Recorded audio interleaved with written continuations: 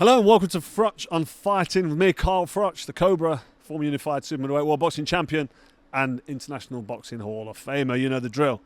Right, I'm here at Tottenham Hotspur Stadium and I've just witnessed Gypsy King, Tyson Fury and Makvedov come face to face ahead of their fight. Before I get into that, I just want to say it's my Netflix debut. I'm on the broadcast. It's nice to be linked up with Anna Wallhouse again. She used to be my colleague on Sky Sports. Also, my good friend, and I say good friend because Lennox Lewis is part of the Team Froch team. He's just such a cool guy, and he gets some serious love. He's getting some serious love actually from Makvedov when we was doing the broadcast, and rightly so. Former Undisputed heavyweight champ, fellow Hall of Famer, absolute legend. So yeah, I had some fun. It was good. I'm down here making my Netflix debut, as I've said. I'm excited to be part of the production, part of the broadcast, and it got a bit silly. You've probably heard it. You've probably seen it. This is probably why you've tuned in, because you want to know what I've got to say about Gypsy King's old man. Big John Fury, the fighting man. He's back. He's back in action, and he's back on the top balcony, on the top of the where was he? It was up above me, and he's got my eye line, and he's chatting. Froch, where is he? Where is he? I'm like, hang on, who do you want? So to start with, I'm thinking, who does he want? He says, you and your shithouse mate who does that channel of yours, that YouTube channel. So he's having a go at me about that. So I'm saying, all right, okay, I can have a wind up here. So I says, oh, he's down here.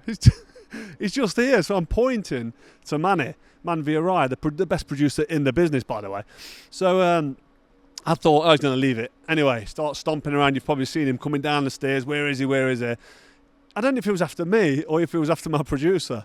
But either way, he came down the stairs and just like I thought, he calls everyone a house. He's the house. I thought he was a right. He is a proper Where was he? He saw me. He made eye contact with me. My producer's there flexing. I think we both took our watches. Did you take your watch off? My watch was off. You don't want to get the rollie smashed, do you? So we're both kind of ready. Probably what I had is I was like 10 seconds about to go live on my Netflix debut. So I'm looking at the countdown time and thinking this couldn't come at a worse time. So I'm looking right at him. He's down there saying, where is he? Where is he? And he's shouting Carl Froch. So he's shouting my name. He knows exactly where I am because he's just seen me. I've got nowhere to go because I'm in the studio. And when you're in on that platform, you've got nowhere to run. So I thought, listen, if it comes on top and he comes for me, then I'm going to have to just do what they call a preemptive strike, volley him down the stairs, iron him out, and easy work for the Cobra. But he didn't come to it because the big house, who calls everyone else a house, didn't want any smoke. All he wanted was the stupid attention. That's all he was looking for. Big attention, big mouth, walking round, empty vessels make the most noise.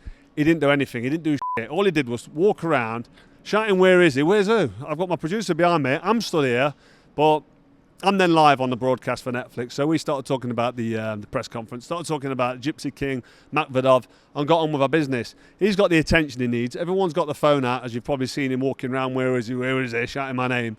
He knew exactly where he was. He did nothing. He just made a of himself. Again, don't get me wrong. If it came on top and he came to my face and he tried anything, I'd have to defend myself. And trust me, I can defend myself. Last thing I want to do is iron out an old boy.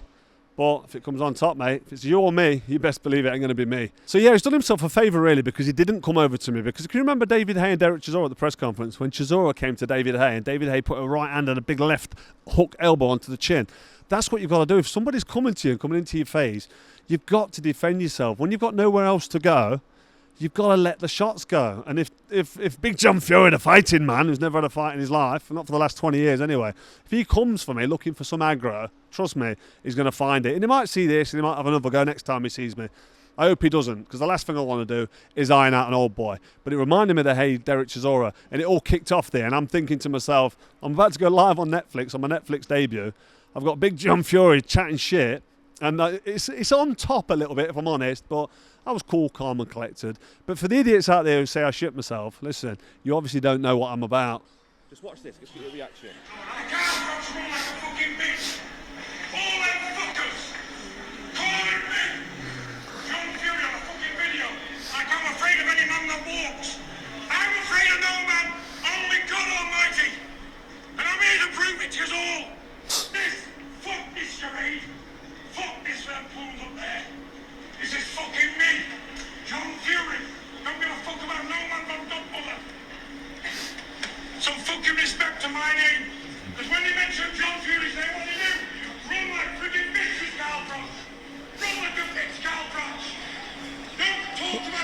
I'm stood there.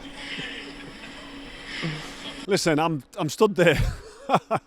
I'm stood there about to go live on air and I'm thinking, oh, please go away. Just like pipe down and leave us alone because you're not going to do anything. You'd been downstairs. You knew exactly where I was. I didn't run anywhere. Run like a bitch, he said.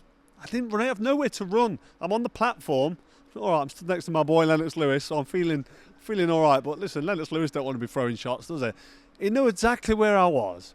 He didn't come anywhere near me. He just talked to good un. Empty vessels make the most noise. He's got no intentions of having a fight. If he wants to have a fight, let's put it out here now. Have a word with Mams Taylor. Let's get on Misfits, because that's what it is. It's a fucking Misfits, isn't it? That's what this is. Big John Fury, the fighting man. Put some respect on your name.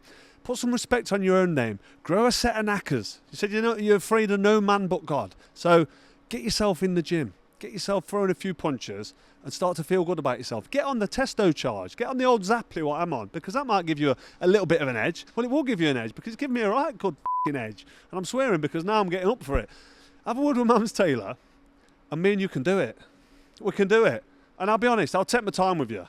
I'll pep you with a couple of jabs. I'll hit you with a couple of right hands to the body. And when you fall on the floor, I'll help you up. Because that's what will happen. It'll be embarrassing. You've just embarrassed yourself there and you'll embarrass yourself again. You need to stop doing it. Tyson Fury doesn't need you and your big gobshite mouth running around shouting and swearing, being a fucking idiot in public. It is a complete embarrassment. Please stop it unless you're going to do something about it. So anyway, that's enough about Big John Fury, the fighting man who don't want to fight really. That's enough about him. Big fucking bully, that's what he is. And it will come on top for him. He'll say the wrong thing or he'll approach the wrong person. If he came up that platform today, I'd have absolutely volleyed him back down the steps. Mark my words, I'd have volleyed him straight down them f***ing steps. Anyway, I'm not going to go on about it anymore. You can see I'm a little bit annoyed by the cheek of him. But all he's doing is attention seeking, and he's getting more attention now. But yeah, f*** him anyway. Tyson Fury, Makvedov. Good little fight. Tyson's nice and relaxed. He's coming back. Again, after retiring, he's back out of retirement. We kind of knew it was going to happen. He seems in a good place. He seems quite happy. He's not out of shape. He's in his usual shape, which isn't great shape in terms of physicalities to look at. He's not good on the optics, but you know he's in shape because he's not 28 stone. He's probably looking about 18 and a half stone-ish, and he's in the gym. I don't think he ever really came out of the gym. He said he's been training twice a day since announcing his last retirement. So fair play to him. He looks good. He's enjoying himself. He's smiling. He's happy. He's back in the spotlight, and it looks like he means business. Makvedov, he's decent fighter, really. Dangerous. You see him against Dave Allen, went 12 rounds. We see him fold to the body against Ajit Kabiel, who's a great fighter. It's no disgrace losing to him. He's also got another loss after that in between, and we don't really talk about a loss too much, but he's got 2 losses, and it's been the distance a couple of times. Like I said, more recently, people will know him for the Dave Allen fight. So he's big, he's strong, he's heavy, he's got a solid chin, and he's dangerous because he can punch. And if Tyson Fury isn't taking it seriously, then it could come unstuck like he did against Francis Ngannou. But I think Tyson's been in the gym since retiring. I think he's got one eye on the Anthony Joshua fight if AJ decides to even come back after the tragedy with his 2 friends. I mean, I don't know where Anthony Joshua is going to be with his head, whether he fights again or not, but that would be a big fight for Fury if he gets back in the mix. And he don't even need to get back in the mix, does he? He just needs to beat Makvedov, and then if AJ fancies it, this is probably a big stadium fight, him and AJ. But then you've also got Fabio Wardley fighting Daniel Dubois. I mean, that's a great fight, and that's for the WBO title. So that's possibly an option for Tyson Fury. But I think, forget all that. Get Makvedov beat. Get him out of the way. I don't want to be disrespectful to Makvedov. I just spoke to him on the panel, and he was a nice guy. He's a man of God, and he's enjoying the limelight. He had a good win against Dave Allen, so he's flying at the minute. He's getting paid well, so fair play to him. Let him have his moment. But in reality, Tyson Fury should really beat him with ease. Probably beat him on points, or maybe force a stoppage late on, provided Fury's in shape. Because if he isn't, he could come unstuck like he did against Ngannou, which we all know what happened in that fight. But yeah, it's a fight I'm looking forward to. I'm glad Tyson's back on it, but I do worry slightly where it's headed and where it's going and why is he fighting. He's made plenty of money. He don't need to fight again. He's probably not going to come back and fight Usyk, even though he's talking about he's been robbed against Usyk and he wants to put that right. He wants to stay well away from that. And the Daniel Dubois or Fabio Wardley fight, potentially very dangerous for him if he's only at 70%. So I don't think he can get back to where he needs to be at almost 38 years old. He's 38 in August this year. And anybody at 38, Holmes, Ali, you see them come back and they get beat because at that age you're just over the hill, you just passed your best, and he's had 14 months out of the ring. So it's nice to see Fury back in a sense that he's getting his mind right and he wants something to work on and be busy. He loves the sport, but hopefully he can just scratch that itch, get a win, maybe get a big payday against AJ, and then just turn it in and retire. Because the danger is if he comes back and gets beat and then he keeps chasing something that's not there, I do worry for his mental health, because he's had problems before in the past with coming to terms with not boxing. So what does he do after? But let's just look at this as a bright, happy comeback, and let's look at it as positive and just say, listen, he's going to come back, he's going to beat Makhmudov, and then he may get an opportunity to make a few more quid in a fight against, like I said, AJ or whoever, win that and then retire, because I don't want to see him lingering around for too long, destroying his legacy and then not being able to settle in retirement, which I think he's already kind of struggling with. He loves the fight game, and this is the reason he's back, but let's hope it doesn't end in tears. So that's it for another episode of Froch on Fighting. I'm going to head back. Drivers waiting for me outside here at Tottenham. It's going to be 3 hours probably. It's rush hour. Look at this beautiful stadium. Look at the size of it. 60-odd thousand fans. Can you imagine? Not quite 80, but it's a big number. It's one hell of a stadium. It does look great, and it does get the juices flowing. It does get you thinking about fighting again. And of course, I'm all over the big fight this weekend in Nottingham. Lee Wood takes on Josh Warrington for a second time in their rematch. First one was a great battle. You know what happened in that first one. Lee Wood got the win.